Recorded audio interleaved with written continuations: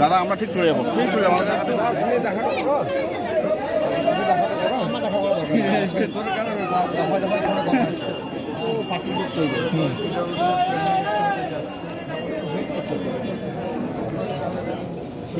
দিয়ে দেবো হয়েছিল, ওটা দিয়ে দেবো, কথা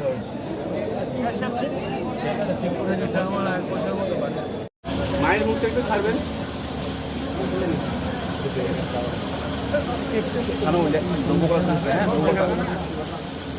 এই দুটো মুছে গেলে হয়ে যায়।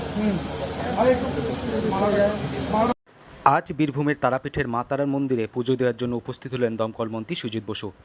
এদিন দুপুর 12:30 নাগাদ বীরভূমের তারাপীঠ থানার অন্তর্গত মা তারার মন্দিরে উপস্থিত হন পশ্চিমবঙ্গ সরকার দমকল মন্ত্রী সুজিত বসু। মা তারার গর্ভগৃহে প্রবেশ করে দীর্ঘক্ষণ পুজো দেন পরিবারের মঙ্গল কামনায়।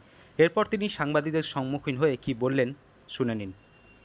আমার কাছে সকলের জন্য ভালো প্রার্থনা করলাম, সকলে যাতে ভালো থাকে, সকলের মঙ্গল হয়, সবাই যেন ভালো থাকে, এটাই আমার কাছে প্রার্থনা।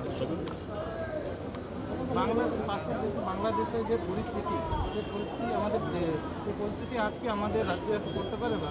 আমাদের রাজ্য এবার বাংলাদেশ একটা তার আলাদা একটা রাষ্ট্র। আমি কখনোই আমার প্রতিবেশী রাষ্ট্র সম্পর্কে বলবো না, এই সম্পর্কে যা বলবে কেন্দ্রীয় সরকার বলবে।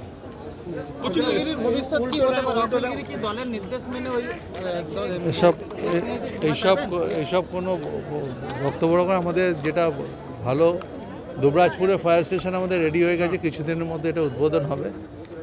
আর তারাপীঠে যে ফায়ার স্টেশন হওয়ার কথা ছিল, সেই ফায়ার স্টেশন জমিটা হস্তান্তর হচ্ছে।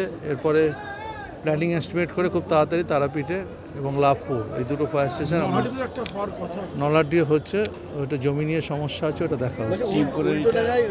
শুধু নলাটি না, মুরারাইও আছে।